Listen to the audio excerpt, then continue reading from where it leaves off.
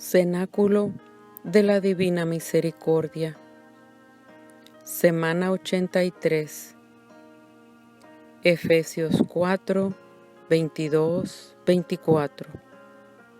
Se les pidió despojarse del hombre viejo, al que sus pasiones van destruyendo, pues así fue su conducta anterior, y renovarse por el Espíritu desde adentro. Revístanse, pues, del hombre nuevo, el hombre según Dios que Él crea en la verdadera justicia y santidad. Tobías 12, 8, 11. Buena es la oración con ayuno, y mejor es la limosna con justicia que la riqueza con iniquidad. Mejor es hacer limosna que atesorar oro. La limosna libra de la muerte y purifica de todo pecado. Los limosneros tendrán larga vida. Los pecadores e inicuos son enemigos de su propia vida. Palabra de Dios. Después de haber confesado la Santa Iglesia Católica, el símbolo de los apóstoles, añade la comunión de los santos. Este artículo es, en cierto modo, una explicitación del anterior. ¿Qué es la Iglesia sino la asamblea de todos los santos? La comunión de los santos es precisamente la Iglesia. Como todos los creyentes forman un solo cuerpo, el bien de los unos se comunica a los otros. Es pues necesario creer que existe una comunión de bienes en la Iglesia, pero el miembro más importante es Cristo, ya que Él es la cabeza. Así el bien de Cristo es comunicado a todos los miembros y esta comunicación se hace por los sacramentos de la Iglesia. Como esta Iglesia está gobernada por un solo y mismo Espíritu, todos los bienes que ella ha recibido forman necesariamente un fondo común. La expresión comunión de los santos tiene, pues, dos significados estrechamente relacionados: comunión en las cosas santas y comunión entre las personas santas. Santa es lo que se proclama por el celebrante en la mayoría de las liturgias orientales en el momento de la elevación de los santos dones antes de distribución de la comunión. Los fieles se alimentan con el cuerpo y la sangre de Cristo para crecer en la comunión con el Espíritu Santo y comunicarle al mundo. En la comunidad primitiva de Jerusalén, los discípulos acudían asiduamente a la enseñanza de los apóstoles, a la comunión de la fracción del pan y de las oraciones. La comunión en la fe de los fieles es la fe de la Iglesia recibida de los apóstoles, tesoro de vida que se enriquece cuando se comparte.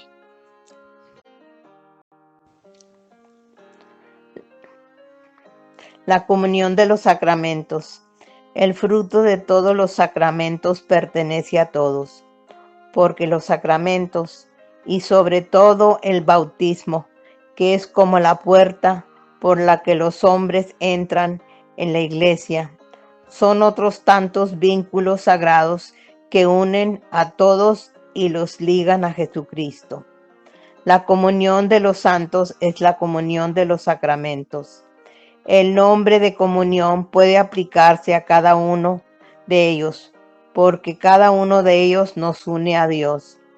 Pero este nombre es más propio de la Eucaristía que de cualquier otro, porque ella es la que lleva esta comunión a su culminación.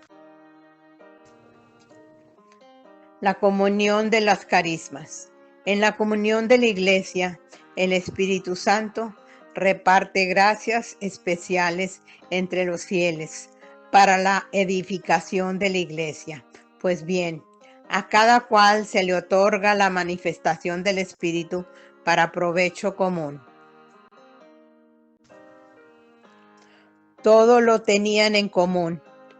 Todo lo que posee el verdadero cristiano debe considerarlo como un bien en común con los demás y debe estar dispuesto y ser diligente para socorrer al necesitado y a la miseria del prójimo. El cristiano es un administrador de los bienes del Señor. La comunión de la caridad. En la comunión de los santos, ninguno de nosotros vive para sí mismo, como tampoco muere nadie para sí mismo. Si sufre un miembro, todos los demás sufren con él. Si su miembro es honrado, todos los demás toman parte en su gozo. Ahora bien, vosotros sois el cuerpo de Cristo y sus miembros, cada uno por su parte. La caridad no busca su interés. El menor de nuestros actos hecho con caridad repercute en beneficio de todos. En esta solidaridad entre todos los hombres, vivos o muertos, que se funda en la comunión de los santos. Todo pecado daña a esa comunión. Los tres estados de la Iglesia. Hasta que el Señor venga en su esplendor con todos sus ángeles y destruido la muerte, tenga sometido todo, sus discípulos, unos peregrinan en la tierra, otros, ya difuntos, se purifican, mientras otros están glorificados, contemplando claramente a Dios mismo, uno y trino tal cual es. Todos, sin embargo, aunque en grado y modo diversos, participamos en el mismo amor a Dios y al prójimo y cantamos el mismo himno de alabanza a nuestro Dios. En efecto, todos los que son de Cristo, que tienen su espíritu, forman una misma iglesia y están unidos entre sí en él. La unión de los miembros de la iglesia peregrina con los hermanos que durmieron en la paz de Cristo de ninguna manera se interrumpe. Más aún, según la constante fe de la iglesia, se refuerza con la comunicación de los bienes espirituales.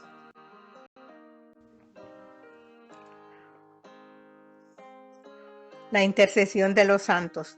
Por el hecho de que los del cielo están más íntimamente unidos con Cristo, consolidan más firmemente a toda la iglesia en la santidad.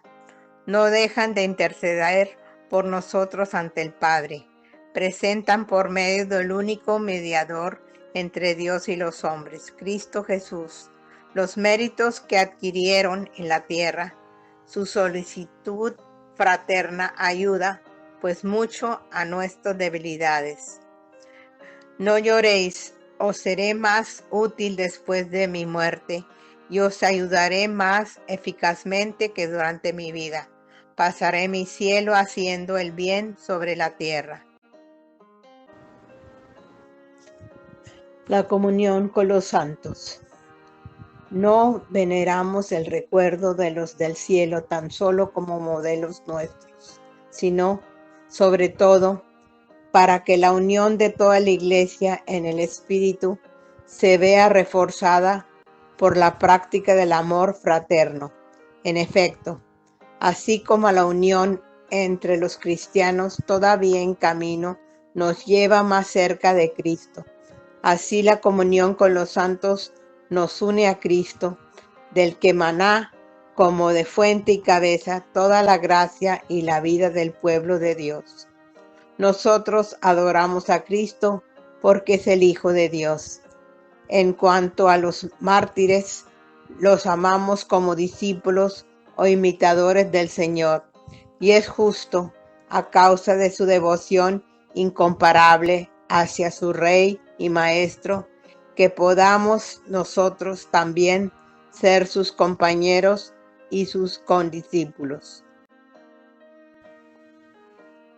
La comunión con los difuntos. La iglesia peregrina, perfectamente consciente de esta comunión de todo el cuerpo místico de Jesucristo, desde los primeros tiempos del cristianismo, honró con gran piedad el recuerdo de los difuntos y también ofreció por ellos, pues es una idea santa y provechosa orar por los difuntos para que se vean libres de sus pecados. Nuestra oración por ellos puede no solamente ayudarles, sino también hacer eficaz su intercesión en nuestro favor. En la única familia de Dios, todos los hijos de Dios y miembros de una misma familia en Cristo, al unirnos en el amor mutuo y en la misma alabanza a la Santísima Trinidad, estamos respondiendo en la íntima vocación de la Iglesia. La doctrina y la práctica de las indulgencias en la Iglesia están estrechamente ligadas a los efectos del sacramento de la penitencia. La indulgencia es la remisión ante Dios de la pena temporal por los pecados ya perdonados en cuanto a la culpa que un fiel dispuesto y cumpliendo determinadas condiciones consigue por mediación de la Iglesia, la cual como administradora de la redención distribuye y aplica con autoridad el tesoro de las satisfacciones de Cristo y de los santos. La indulgencia es parcial o plenaria, según libere de la pena temporal debida por los pecados en parte o totalmente. Todo fiel puede lucrar para sí mismo o aplicar por los difuntos a manera de sufragia las indulgencias tanto parciales como plenarias. Para entender esta doctrina y esta práctica de la Iglesia, es preciso recordar que el pecado tiene una doble consecuencia. El pecado grave nos priva de la comunión con Dios y por ello nos hace incapaces de la vida eterna, cuya privación se llama la pena eterna del pecado. Por otra parte, todo pecado, incluso venial, entraña apego desordenado a las criaturas que es necesario purificar, sea aquí abajo, sea después de la muerte o en el estado que llame purgatorio. Esta purificación libera de lo que se llama la pena temporal del pecado.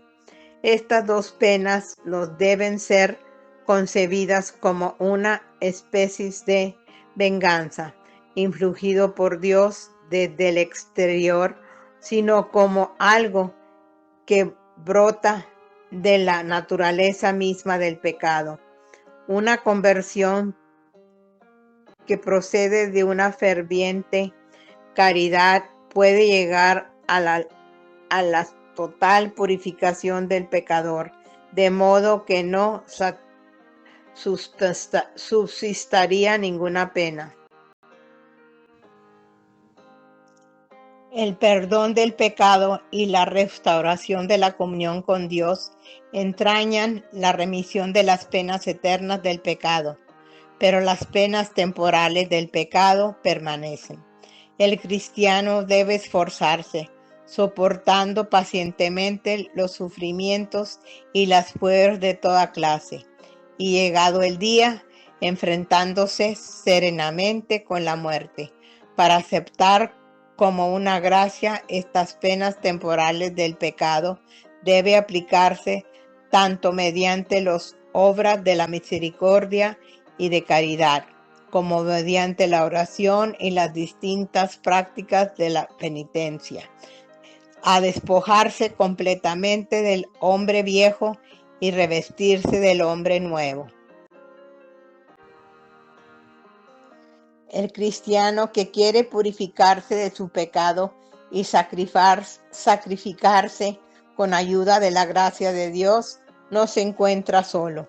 La vida de cada uno de los hijos de Dios están ligados de una manera admirable en Cristo y por Cristo, con la vida de todos los otros hermanos cristianos, en la unidad sobrenatural del cuerpo místico de Cristo, como en una persona mística. En la comunión de los santos, por consiguiente, existe entre los fieles, tanto entre quienes ya son bienaventurados, como entre los que expían en el purgatorio o los que peregrinan todavía en la tierra, un constante vínculo de amor y un abundante intercambio de todos los bienes. En este intercambio admirable, la santidad de uno aprovecha a los otros, más allá del daño que el pecado de uno pudo causar a los demás. Así, el recurso a la comunión de los santos permite al pecador contrito estar antes y más eficazmente purificado de las penas del pecado. Estos bienes espirituales de la comunión de los santos los llamamos también el tesoro de la Iglesia, que no es sumo de bienes como lo son las riquezas materiales acumuladas en el transcurso de los siglos, sino que es el valor infinito e inagotable que tienen ante Dios las expiaciones y los méritos de Cristo nuestro Señor, ofrecidos para que la humanidad quedara libre del pecado y llegase a la comunión con el Padre. Solo en Cristo Redentor nuestro se encuentra en abundancia las satisfacciones a los méritos de su redención. Pertenecen igualmente a este tesoro el precio verdaderamente inmenso, inconmensurable y siempre nuevo que tienen ante Dios las oraciones y las buenas obras de la bienaventurada Virgen María y de todos los santos que se santificaron por la gracia de Cristo, siguiendo sus pasos y realizaron una obra agradable al Padre, de manera que, trabajando en su propia salvación, cooperaron igualmente a la salvación de sus hermanos en la unidad del cuerpo místico.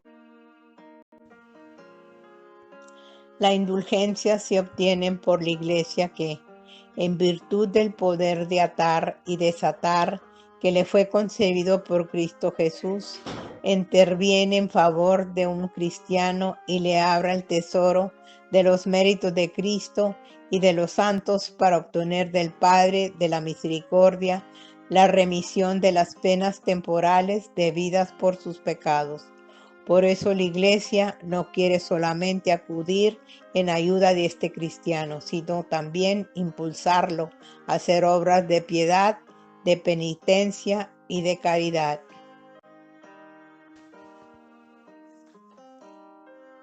Puesto que los fieles difuntos en vía de purificación son también miembros de la misma comunión de los santos, podemos ayudarles, entre otras formas, obteniendo para ellos indulgencias, de manera que se vean libres de las penas temporales debidas por sus pecados.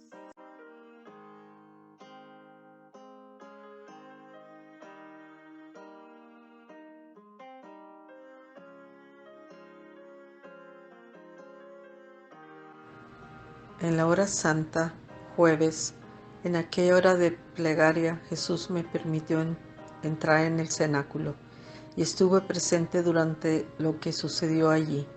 Sin embargo, lo que me conmovió más profundamente fue el momento antes de la consagración en que Jesús levantó los ojos al cielo y entró en un misterio coloquio con su Padre.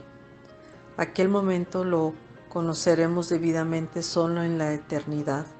Sus ojos eran como dos llamas, el rostro resplandeciente, blanco como la nieve, todo su aspecto majestuoso, su alma llena de nostalgia. En el momento de la consagración descansó el amor saciado, el sacrificio completamente cumplido. Ahora se cumplirá solamente la ceremonia exterior de la muerte. La destrucción exterior, la esencia está en el cenáculo. En toda mi vida no tuve un conocimiento tan profundo de este misterio como en aquella hora de adoración. Oh, qué ardor deseo que el mundo entero conozca este misterio insondable.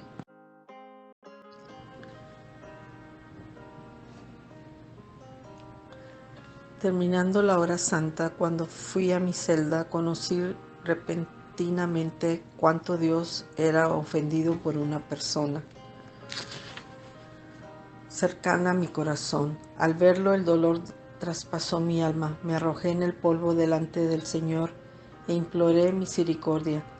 Durante 2 horas, llorando, rogando y flagelándome, opuse el pecado, conocí que la divina misericordia envolvió a aquella pobre alma.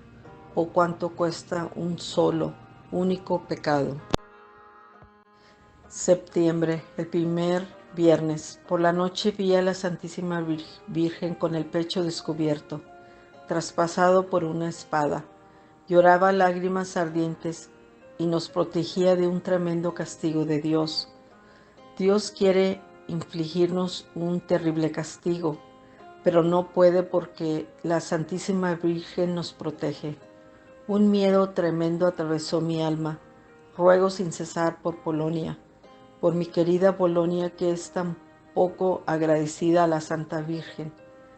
Si no hubiera estado la Santísima Virgen, para muy poco habrían servido nuestros esfuerzos. Multipliqué mi empeño en las plegarias y sacrificios por mi querida patria, pero veía que era una gota frente a una oleada del mal. ¿Cómo una gota puede detener una oleada? Oh sí, una gota por sí solo es nada, pero contigo, Jesús, con valor haré frente a toda la oleada del mal e incluso al infierno entero. Tu omnipotencia puede todo. En una ocasión, mientras iba por el pasillo a la cocina, oí en el alma estas palabras. Reza incesantemente esta coronilla que te he enseñado. Quien quiera que la rece, recibirá gran misericordia a la hora de la muerte. Los sacerdotes se la recomendarán a los pecadores como la última tabla de salvación. Hasta el pecador más empedernido, si reza esta coronilla una sola vez, recibirá la gracia de mi misericordia infinita. Deseo que el mundo entero conozca mi misericordia. Deseo conceder gracias inimaginables a las almas que confían en mi misericordia. Oh Jesús, vida y verdad, Maestro mío, guía cada paso de mi vida para que proceda según tu santa voluntad. Una vez vi la sede del Cordero de Dios y delante del trono a 3 santos, Estanislao Costa, Andrés Bóbola y el príncipe Casimiro que intercedían por Polonia. De pronto vi un gran libro que estaba delante del trono y me dieron el libro para que leyera. Aquel libro estaba escrito con sangre, sin embargo, no pude leer nada más que el nombre de Jesús. De repente oí una voz que me dijo, No ha llegado todavía tu hora. me quitó el libro y oí estas palabras. Tú darás el testimonio de mi misericordia infinita. En este libro están escritas las almas que han venerado mi misericordia. Me penetró una gran alegría viendo la gran bondad de Dios. Una vez conocí el estado de 2 hermanas religiosas que tras una orden de la superiora murmuraba interiormente y en consecuencia de esto Dios las privó de muchas gracias particulares. El dolor me estrujó el corazón al verlo. Oh Jesús, qué triste es cuando nosotros mismos somos la causa de la pérdida de las gracias. Quien lo comprende permanece siempre fiel. Jueves. Hoy, a pesar de estar muy cansada, decidí hacer la hora santa. No pude rezar Tampoco pude estar arrodillada, pero me quedé en oración 1 hora entera, uniéndome en espíritu a aquellas almas que adoran a Dios de manera ya perfecta. Pero al final de la hora, de repente vi a Jesús que me miró profundamente y con una dulzura indecible me dijo: Tu plegaria me es incesantemente agradable. Después de estas palabras entró en mi alma una fuerza misteriosa y un gozo espiritual.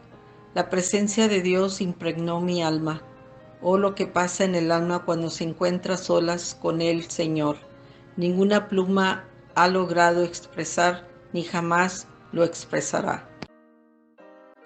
Oh Jesús, comprendo que tu misericordia va más allá de la imaginación y por tanto te suplico que hagas mi corazón tan grande que pueda contener la necesidad de todas las almas que viven sobre toda la faz de la tierra. Oh Jesús, mi amor se extiende más allá, hasta las almas que sufren en el purgatorio, y quiero expresar mi misericordia hacia ellas mediante las plegarias que tienen las indulgencias. La divina misericordia es insondable e inagotable, como Dios mismo es insondable. Aunque usara palabras enérgicas para expresar la divina misericordia, todo esto sería nada en comparación con lo que es en realidad. Oh Jesús, haz mi corazón sensible a todos los sufrimientos de mi prójimo, sean del cuerpo o del alma. Oh Jesús mío, sé que te comportas con nosotros como nosotros nos comportamos con el prójimo. Oh Jesús mío, haz mi corazón semejante a tu corazón misericordioso. Jesús, ayúdame a pasar la vida haciendo el bien a todo el mundo. 14 de septiembre de 1936. Vino a visitarnos el arzobispo de Vilna. Aunque estuvo con nosotras muy poco tiempo, tuve la posibilidad de hablar de la obra de la misericordia con este venerable sacerdote. Me manifestó mucha simpatía para la causa de la misericordia. Esté completamente tranquila, hermana, si está en los designios de la divina misericordia. Surgirá. Mientras tanto, pida una señal exterior más evidente, que el Señor Jesús le dé a conocer esto con más claridad. Espere todavía un poco. Jesús dispondrá las circunstancias de modo que todo sea bien. 19 de septiembre de 1936. Cuando salimos del médico y entramos un momento en la pequeña capilla que está en el sanatorio, oí en el alma estas palabras: Niña mía, todavía unas cuantas gotas en el cáliz, no falta mucho. La alegría inundó mi alma. He aquí la primera llamada de mi esposo y maestro. Se enterneció mi corazón y hubo un momento en que mi alma se sumergió en todo el mar de la divina misericordia. Sentí que mi misión empezaba en toda la plenitud. La muerte no destruye nada de lo que es bueno. Ruego muchísimo por las almas que padecen sufrimientos interiores. En cierta ocasión recibí dentro de mí la luz respecto a 2 hermanas. Comprendí que no con todas podemos comportarnos de la misma manera. Hay personas que de un modo extraño saben trabar amistad como amigas, sacar palabras tras palabra como para aliviar, pero en un momento oportuno usan las mismas palabras para causar disgustos. Oh Jesús mío, qué extraña es la debilidad humana. Tu amor, Jesús, da al alma esta gran sensatez en las relaciones con los demás. 24 de septiembre de 1936. La Madre Superiora me ordenó rezar un misterio del rosario en lugar de los demás ejercicios y acostarme de inmediato. Una vez acostada, Me dormí enseguida porque estaba muy cansada. Sin embargo, un momento después me despertó un sufrimiento. Era un sufrimiento tan grande que no me permitía hacer el más pequeño movimiento. Ni siquiera pude pasar la saliva. Duró unas 3 horas.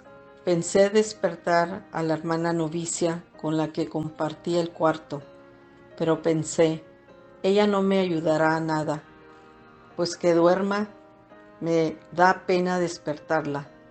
Me sometí completamente a la voluntad de Dios y pensaba que estaba llegando para mí el día de la muerte, día por mí deseado.